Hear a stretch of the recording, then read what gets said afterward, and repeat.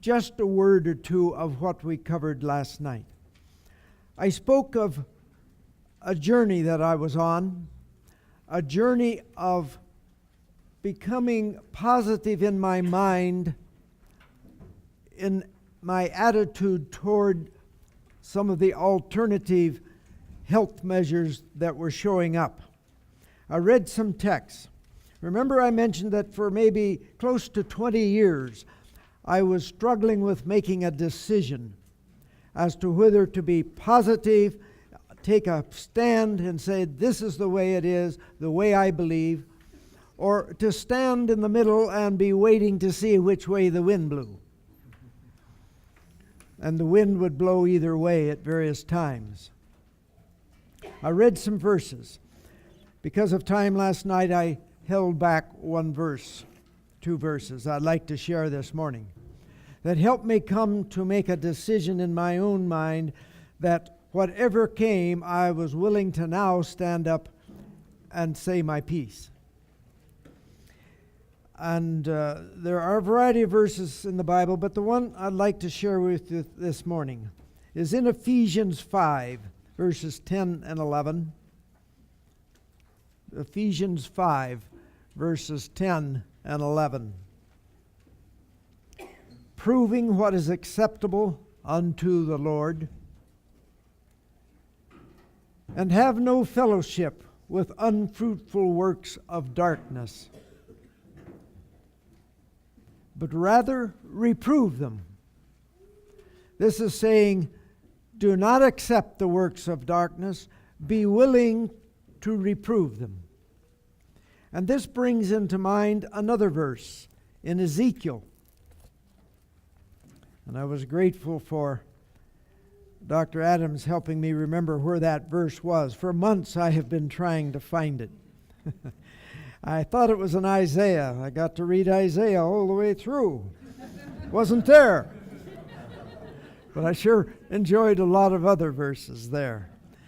And in the verses 8 and 9 of Ezekiel 33. Ezekiel 33. When I say unto the wicked, O wicked man, thou shalt surely die, if thou dost not speak to warn the wicked from his way, that wicked man shall die in his iniquity, but his blood will I require at thy hand.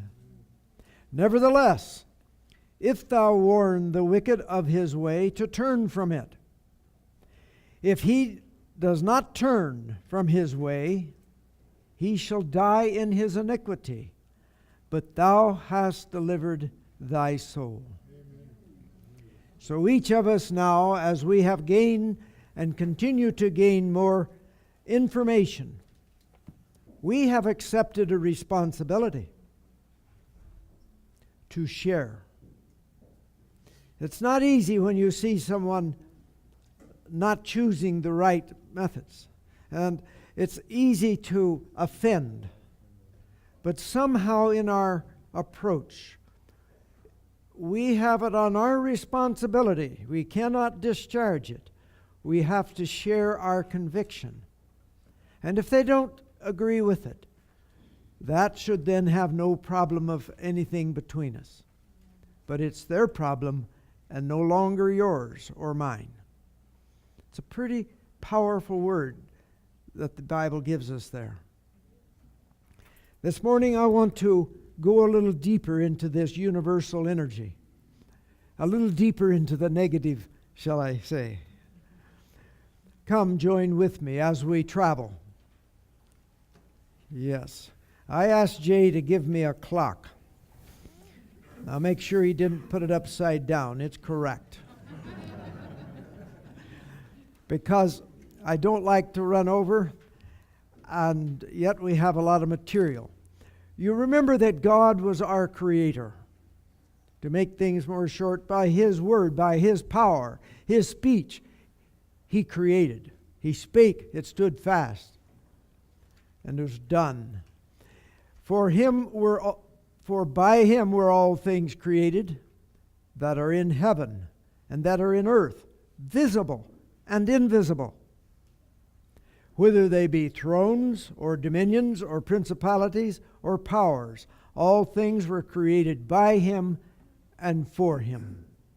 And he is before all things, and by him all things consist. He sustains us. This we all know and believe. We live in an age of great light, but much that is called light is opening the way for wisdom and the arts of Satan. In the sciences, interestingly, how they are easing their way into the sciences, till even myself reading a book recently and listening to a disc of a gentleman that is far, far into this, but also a very highly trained scientist. He almost had me thinking in his way. I had to back up and look and see where he was headed. Astral travel, reincarnation, and on to godhood. I says, okay, that's not mine. But this is how smooth this is. Dr. Adams will be presenting this particular verse as well. And it does not hurt us to hear something twice. Me, I need it 3 times. But the path of error, when you first get into some of these, I wondered, where is it? Where is the truth? But in time, as I struggled with it, I could begin to see that just as his comment is, they were wide apart. They were not going in the same direction at all. That the path of error often appears to lie close to the path of truth. It is hardly distinguishable from the path that leads to holiness and heaven. But the mind enlightened by the Holy Spirit may discern that it is diverging from that right path. After a while, the two are seen to be widely separated. I've had that experience. Today, I want to share with you my path of growth in this. I'm not here to tell you something. I'm simply here to share with you my experience. I learned that before the flood, nature worship was the pattern of worship. That's paganism. Paganism refers to nature worship. After the flood, the same system soon was evident. We go back to that which we mentioned last evening, that the creative power of God is separated from the God. The pagan takes it, he knows we're sustained by something. There's some great power there, takes God out of the picture. And he divided it and says there's the 2 parts, the positive and the negative. And that energy itself, we could say here the divine principle, universal intelligence, universal energy are some synonyms. But I want to share with you more synonyms, because certain nations, certain systems of worship have their own synonyms, but they're all referring to the exact same power they refer. Prana, Hinduism, that means breath. Qi, Qi, Taoism, traditional Chinese medicine. Tai Chi, the little dance of smooth movements. Qi, this universal energy. Mana, ever been at Mauna Kea, Mauna Loa, in Hawaii? That is referring, mana, to this power, this energy. Orinda is probably the Algonquin Indian tribe's term, but each tribe had its own term referring to the same. Animal magnetism was a common name in the days of Mesmer, and Ellen White wrote about animal magnetism. And that was a common name for a certain period of time. Then in 1895, Dan Palmer coined the word innate intelligence, innate power. And this was the foundation of chiropractic. Also, osteopathy was similar, innate power. The man Wilhelm Reich had a particular system. He was actually the forerunner of some of the things we'll talk about later this afternoon. But he's called his orgone energy, vital energy. Now, Mrs. White spoke of vital energy, but she was speaking of something entirely different. She was speaking of the normal metabolism following the rules of physics and chemistry, the laws of God, the laws of health. And so that term at her day was not the one being used. It was mesmerism. It was the animal magnetism. But vital energy, vitalism, is used commonly in homeopathy and then in many others. And homeopathy started in the late 1700s, early 1800s, and that was a common term at that point. One of the students to Mesmer, I can't say the rest of it, a German, so I'll leave it at that, but he developed the Ouija board, and he called this odic force. Then we have the Russian parapsychologist referring to bioplasma. Let's turn to some of the synonyms in English. A lot of them. There are vast number of words referring to the same thing. And in your reading, if you read some of these, you may wonder what this is referring to. Remember, you need to consider, is this term referring to this one central concept of energy? It's interesting. Kellogg talked about an universal intelligence. I've read parts of the book, The Living Temple, and he refers to this intelligence, this universal intelligence that is in the plant, in the nature. Oh, he said there's a living God, a personality. Yes, he says people saying, I don't believe in that. He says, I do. But he also believed that the same power was in plant, not just having created plant and sustained it under his laws, but actually the God himself was in the plant. All is one, one is all. This will be an expression you will hear over and over and in different variations of it, referring to that same one. Self, higher self, supreme self, consciousness, very common term being used. You think, well, I'm conscious. Yes. They're speaking of a different consciousness we'll be pointing out a little later. Pure consciousness, creative principle, God, Godhood is one of the synonyms for this. Essence, breath of life, vital force, vitalism, life force, vibrational force, monoism, divine self, ultimate unified energy field. The scientists now are moving toward explaining things in physical terms and electrical terms. They are all referring to that imagined power that we were supposed to be created from when they divided it into two forms. And when it came together, then there was the creation of the cosmos. So these are referring to that central power. Mm-hmm. I'll let you decide if it was good or bad. We'll get more information for you to be easier to decide. The supreme ultimate, the lotus or the jewel. The architect of the universe is the expression used in Masonry. Well, they use the word God, but that God refers to that power, the architect of the universe. And in Star Wars, the movie Star Wars, the Force is referring to the same thing.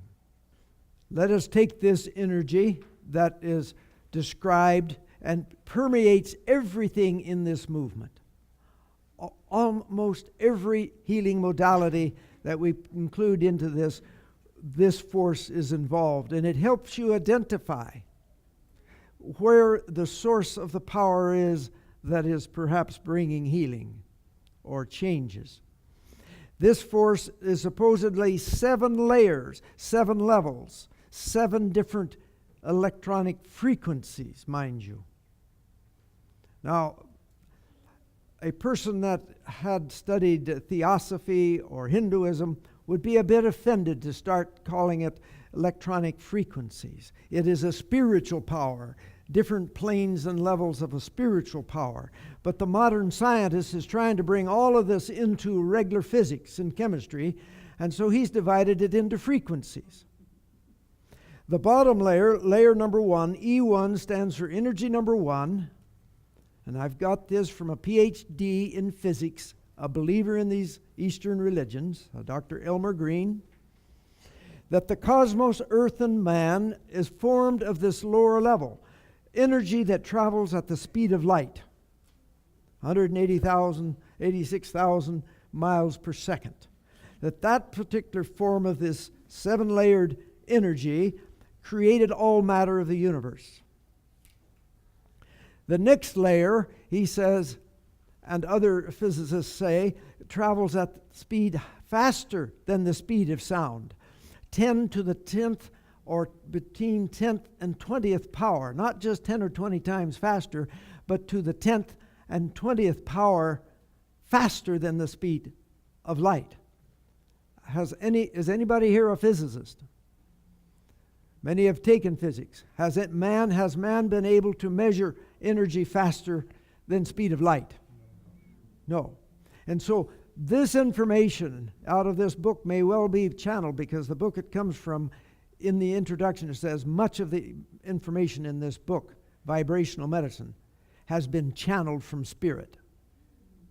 And this man that comes up with this was head of material sciences at Stanford University, the physicist, now retired, but deep in the Eastern mysticism in his thought.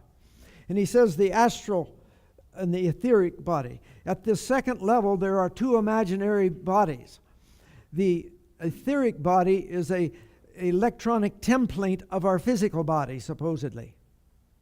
And as other energies are imparted to my body in various ways, it is supposed to go to the etheric plate. And then days or weeks later, it affects my physical body, so now health is restored, or if it's an adverse effect, I lose health. But the etheric body, in the second layer of these levels, is supposedly the body that we treat when we treat energy medicine. Now this is common words. You'll see this word etheric. In fact, I read it for years and years and didn't have a clue till about 2 years ago when I learned this. And then the next body, just a little higher. How many have had an out-of-body experience here? Died and floated above your body? This is the one they say explains that. The power, the energy of this second body is the one that governs out-of-body experiences. Life after death, in a sense. You can travel and take a course someplace, and yet you're sleeping in your bed. And the next morning you have gained this information. Or you have been above your body as they were operating on it. In the literature that I read, this explains that. It's in the second layer of energy. The next layer of energy has the mental body and the causal body. The mental body has to do with level of consciousness, and not much is said about it, so I don't have much to say. I do not understand that one well. But this next one, the causal, this one right here, is the one that governs your reincarnation. It carries the memory of your past lives and the memory of your future lives. And these layers above it, as you hear about consciousness, increasing your consciousness, raising your consciousness, are bringing you higher and higher, till eventually when you have the experience that brings you to the top level, then called the jewel, the lotus from Tibet, the divine self, Godhood. This God is within, is divine supposedly, but to bring it into its functional part takes different activities. And so the Hindu will spend a lifetime in meditation and in yoga, attempting to raise this energy up to that higher level, where he has, in my understanding, a great light appears and so forth. He may have spent 10, maybe 20 years to reach that level. But writings of late by men in this activity are telling us that people are having it happen in 1 or 2 sessions of their yoga class. What a change. taking this energy that it was two parts when it came together to form the cosmos, earth and man. The cosmos, earth, and man has that correspondence, the association, the sympathy, by which one affects the other. That's why the horoscope, the zodiac, is used. And the macrocosm is the sun, moon, and the stars. The microcosm is earth and man. Pantheism says the macrocosm and the microcosm must be in harmony. The zodiac is a tool established in Chaldea to apply this to man's everyday activities, to govern his actions. And so we have, basically in the zodiac, we have sun worship.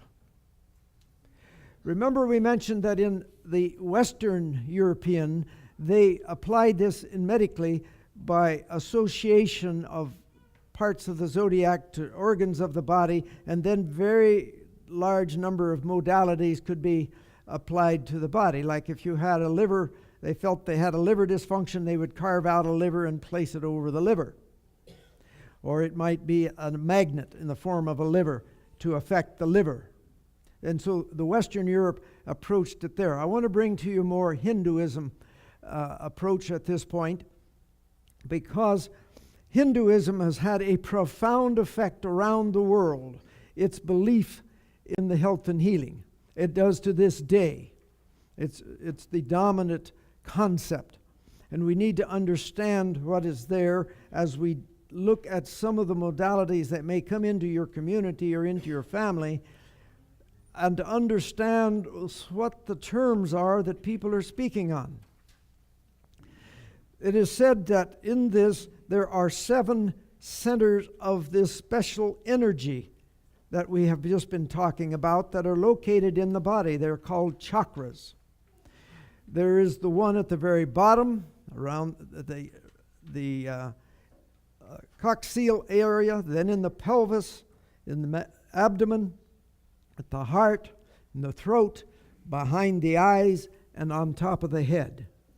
These chakras are supposed to be centers that hold and control energy, this special energy that we're made of, and are able to distribute it to the organs of the body and the tissues all around it.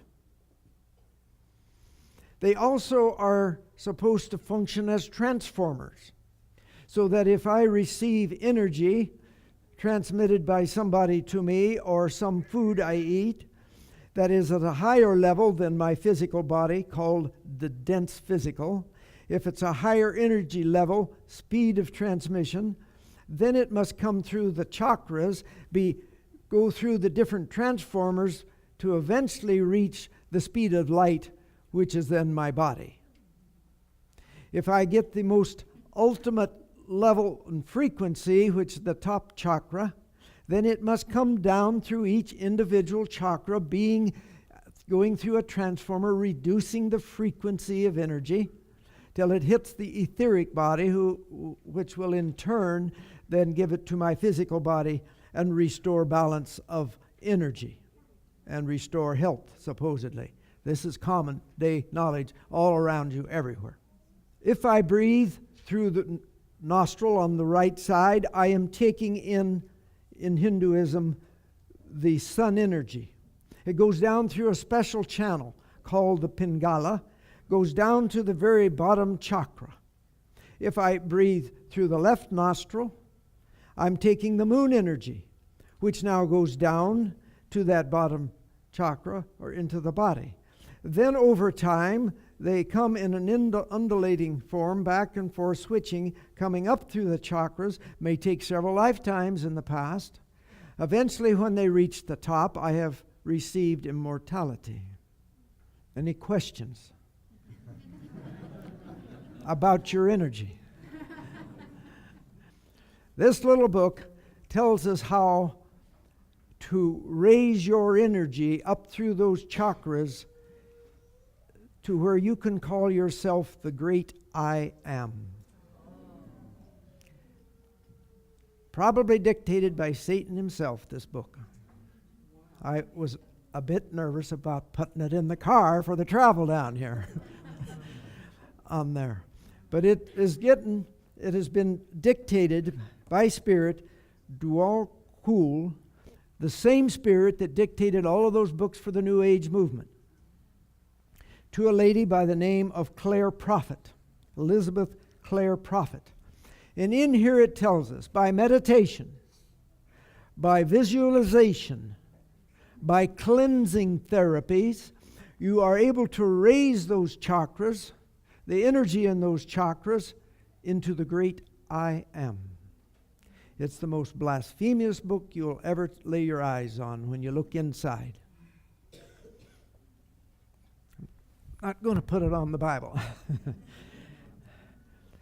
These chakras supposedly have this radiating energy that goes out, and they form a coil of energy like a 3 inches apart. This coil goes from my feet to the top of my head. It's supposedly about 10 inches in diameter, radiating energy about me. And it makes a cocoon of energy about. In fact, it said these chakras receive energy in the different colors. Each chakra has its own colors of the rainbow.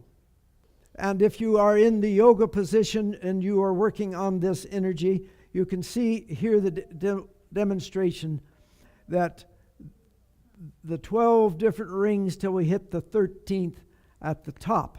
So in the yoga exercise or the yoga practice, you are manipulating the energy rings. It is supposed to give you an aura that is a radiating energy outside of you, an energy that you can transmit with your hands to somebody, or by your mind send it here or 1,000 miles to heal someone. It has a supposed influence if it is not in good position, or it is not shining well, and it is not prominent. It depicts your spiritual condition. And so there are supposed sensitives that can see these chakras and see the auras. Every animate and inanimate substance is supposedly has an aura. Some in this field don't believe the inanimate do, others do. And they're supposed to be made of specific frequencies. And there are machines that are supposed to be able to test the frequency and recognize its imbalance and impart back a frequency that heals. We'll deal with that tomorrow on radionics. But to realize that this concept is the very basis of the concept of the alternative methods that's all about you, and maybe some of you have used already. Now we're going to look at some auras out of whack. This one is in bad shape. He needs a lot of adjustment. And there is a lot of ways to adjust it. And that's what's become so interesting. Now, another way, this is called the caduceus. If you will start at the bottom, and you notice that we've got the snake going one way and then crosses and goes up and makes a caduceus. You cannot see it well, but there's actually this same undulating activity between the chakras, carrying this energy, balancing the energy of different levels. Just like we have light, white, which is 7 different colors, but we see it white. Supposedly these 7 layers can be there all at the same time in the same space. When you reach this, you have reached your Christ consciousness. You have reached immortality. By meditation, by the different methods in this, by using the cleansing therapies that so many are very, very attached to, along with visualization, trying to act like you're God, visualizing something and it will happen, it will create. These are the methods this book says will bring you to that level, and this is where you are God. These Marma points, 107 points on the body, are supposed to be areas that can block or you can unblock energy that is clogged or disturbed or out of balance.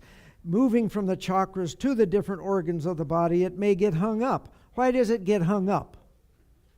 It may get hung up because 40 years ago you had an incident where somebody embarrassed you. And so you had your tissues held on to a memory. Maybe in a muscle, maybe in a ligament or a joint, and they had a memory. Or somebody said something bad against you. You had an experience. You ran out of money. You were broke. You went bankrupt, and you had an experience. And then therefore you developed an energy cyst, which held the energy there, and now you've got a blockage hang up. And by manipulating those points, you can unclog, release emotional and physical stress. This is the foundation of at least 40 different therapeutic modalities that are common, and I know people here have great interest in certain ones of them. But this is the foundation of it. All of this energy, supposedly, through the chakras, through the aura, having disturbance. And there is a myriad of ways of dealing with it. And you don't need to study out each one and get in a contest, because the modern day people using them want to explain them in a way that somehow connects them with our known science. And so they say, well, this one causes, you've got a problem in a certain system by which now it affects all the rest of the body. But the problem comes back to this illustration. And this has to do with moving that along, raises your consciousness, brings you toward Godhood.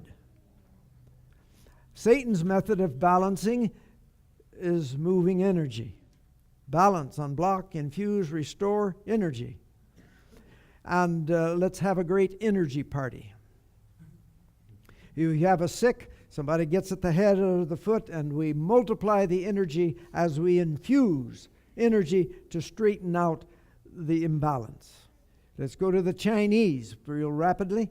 They have a little different system. You remember the Europeans had the association, the correspondence, the sympathy straight across with different modalities from the zodiac to influence the body. The Hindu, he has his chakras, he has his aura, the different levels of this energy. Now the Chinese, they had a little different, but they're all of them based on astrology. The absolute foundation of all of them is astrology. Astrological concepts of origin and application of that down through time. Remember that. Even the Tai Chi is astrology. We'll show you why. If you look at acupuncture, it's saying we have energy that's running down through particular meridians. Meridians are supposed channels carrying this energy. 12 in the front, 12 on the back. And at particular points, the energy is supposed to come to the surface where now it distributes elsewhere, but it gets clogged. And if you open or put a needle or burn a little burning called moxibustion, or you shine a light on it, or you put a magnet on it, all of these are supposed to unblock, unclog, and move along the energy to bring the balance. We spoke of the yin and the yang. Those are astrological terms. Yang stands for when the sun shone on the side of the bank of the river. Yin is for the shadow on the other side where the sun didn't shine. God is proclaimed as an essence, an actuating energy.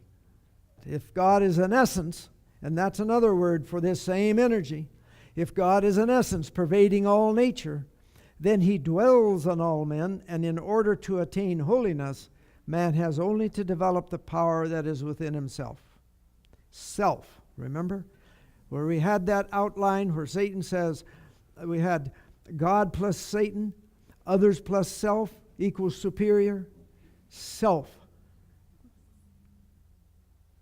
These theories, followed to their logical conclusion, sweep away the whole Christian economy. They do with a necessity for atonement and make man his own savior. These theories regarding God make his work of no effect. The mighty power that works through all nature and sustains all things is not, as some men of science represent, merely an all-pervading principle, an actuating energy. God is a spirit, yet he is a personal being, for man was made in his image. God's handiwork in nature is not God himself in nature. The things of nature are an expression of God's character. By them we may understand his love, his power, his glory, but we are not to regard nature as God. Belief in astrology is sun worship. Sun worship is Luciferic worship.